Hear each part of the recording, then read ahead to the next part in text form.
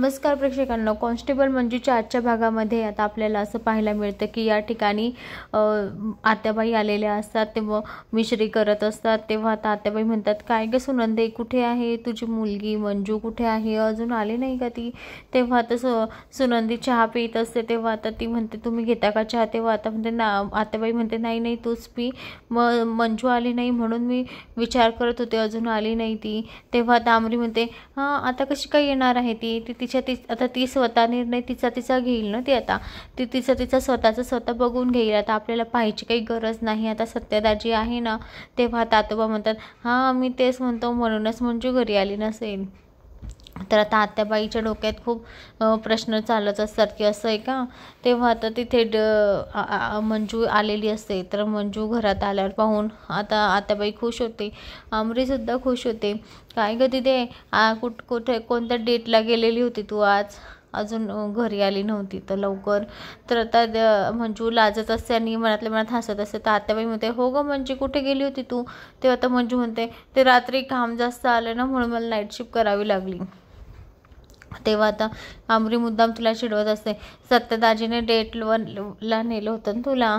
तेव्हा आता आत्याबाई म्हणते, हां यांचे असे प्लॅन चालू असतील, फिरताय काय, फिरून घ्या वगैरे सगळं करून घ्या, मग बघतेस मी तुमचा एकेकाचा हात सगळ्यांचा. तर आता तिथे डीजे आलेला असतो. तर आता आत्याबाई मंजूशी गोड बोलत असतात. तेव्हा आता डीजे म्हणतात, आई तू बोलतेस हे? तेव्हा तात्याबाई म्हणतात, मग का मी चांगली नाही वागू शकत का? मंजू पण माझी मुलीसारखीच आहे, म्हणून मी तिच्याशी चांगली वागते. तेव्हा आता डीजे म्हणतो, बापरे आईमध्ये तर खूपच फरक पडलेला दिसतोय. तेव्हा आता डीजे हसत असतो. तर आता या ठिकाणी मंजू लाजत असते. तर मंजू आता कपडे बदलवायला निघून जाते. तर आता डीजे आणि आत्याबाई बोलत असतात, आई मम्मी तू खरंच बदलली? तेव्हा आता आत्याबा म्हणतो, मग तुझ्यासाठी बदलावं लागलं ना. तेव्हा आता डीजे म्हणतो, मम्मी खरंच? तर आता आत्याबाई म्हणते, मग का मी नाटक करते का रे? तुम्हाला असं नाही वाटत का की मी चांगली वागू शकते? मला पण मन आहे, मी पण चांगली वागू शकते का, मी खराबच वागू शकते का? तेव्हा आता डीजे म्हणतो, हो आई खरंच तर खूप चांगली वागली, पण माझं एक काम करशील का तू? तेव्हा त्या आत्याबाई म्हणते, काय काम आहे सांग बरं मला. तेव्हा आता डीजे म्हणतो, मला आहे ना मंजूचं आणि सत्यदादाचं लग्न लावणार ना, त्याच मंडपामध्ये आमरीचं आणि माझं लावून दे. ते आता हे ऐकून आत्याबाई एवढी चिडते, त्याच्यावर चिडते पण रागामध्ये बोलत नाही, शांत होते आणि म्हणते, हो बघू ना आता मग कसं होतं काय होतं, मी तोच विचार करत होते, तू अजून बोलला कसं नाही. आता करू आपण विचार आणि बघूया कसं होतं काय होतं.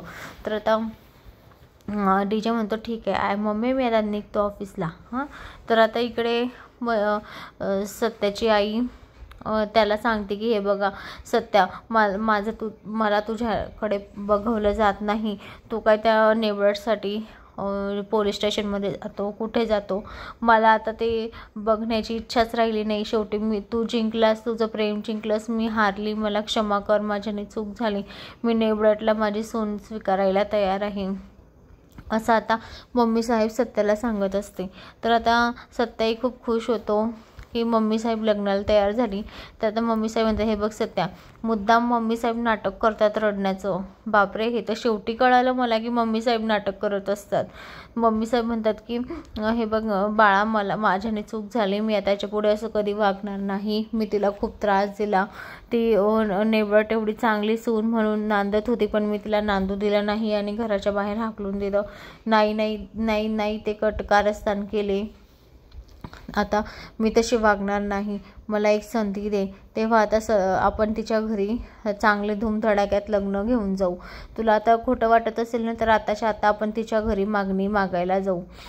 तेव्हा आता सत्याला हे ऐकून खूप खुश होतो. तर आता कवी आणि स्वप्नीलाही म्हणजे सगळे तिच्याकडे बघत असतात की मम्मी साहेब एवढे कसे काय चेंज झाले की डायरेक्ट लग्नाला तयार झाले. तेव्हा आता सत्या म्हणतो, ठीक आहे, मीना वाघमारेंना फोन करून सांगतो की आम्ही तुमच्याकडे येतोय तुमचा हात मागण्यासाठी. तेव्हा आता सत्या पायऱ्यांनी वरती चढत जातो. तेव्हा आता मुद्दाम मम्मी साहेब डोळे पुसत असते. तर आता दुसरीकडे म्हणजे सत्या तिला फोन लावतो मंजूला की, हे बघ वाघमारे, आम्ही ना तुमच्या घरी लग्नाची मागणी मागण्यासाठी येतो आहे, तर तुम्ही तयार राहा, कारण मम्मी साहेब पण आता मानलेलं आहे आपल्या लग्नासाठी. तर आता हे सत्या खूप प्रेमाने सांगत असतो. तर आता मंजूलाही खूप आनंद झालेला असतो. तर आता सत्या मम्मी साहेबांनी ते तिथे जातात, त्यांच्या घरी जायला निघण्याची तयारी करत असतात. तर आता इकडे मंजूची आई आणि मंजू आणि ते सगळे पुरी भजे ते सगळा स्वयंपाक करत असतात. तर आता आतोबाचं नाक उंच आहे, आतोबाला भज्यांचा वास येत असतो. आतोबा म्हणतात कशाचा तरी वास येतो आहे, कोणाच्या कडे तरी भजे वगैरे तळलं जातं आहे, पितृपक्ष आहे का की काय. तेव्हा आता ती म्हणते नाही, पितृपक्ष तर कधीचाच झाला, तर मग वास कसाचा येतो आहे.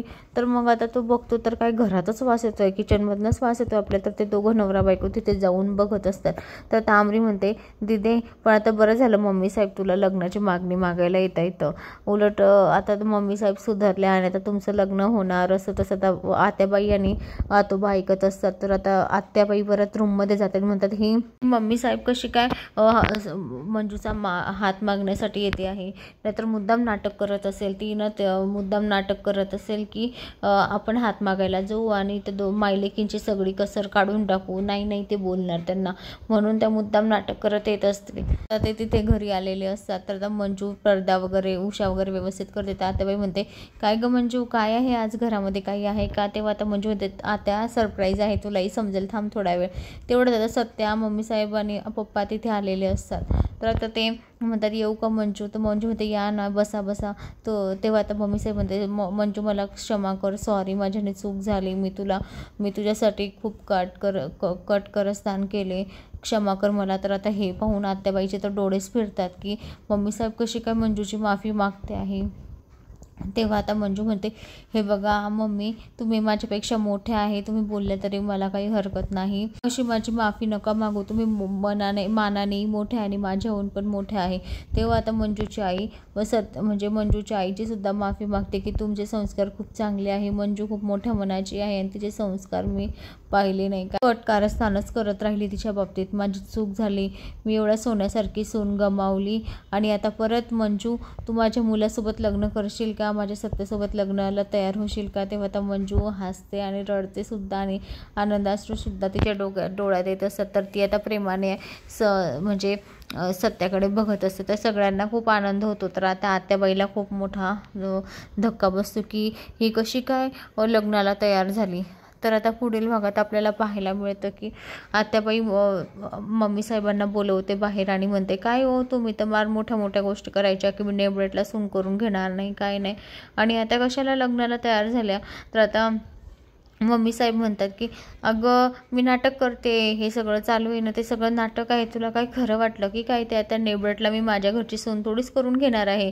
तर आता दुसरीकडे सत्या आणि मंजू त्यांच्या प्रेमाचे म्हणजे लग्नाचे स्वप्न रंगवत असतात आणि इकडे मम्मी साहेब लगेच सरड्यासारखे रंग बदलवत असते. आता पुढील भागात आता पाहायला मिळेल की आता खरंच मंजू सत्याचं लग्न होतं का, मम्मी साहेब करतील का नेबरेटला सून म्हणून पाहायला मिळेल. अशाच मालिकेच्या नवनवीन अपडेटसाठी चॅनलला लाईक आणि सबस्क्राईब करा, शेअर करायला विसरू नका. धन्यवाद.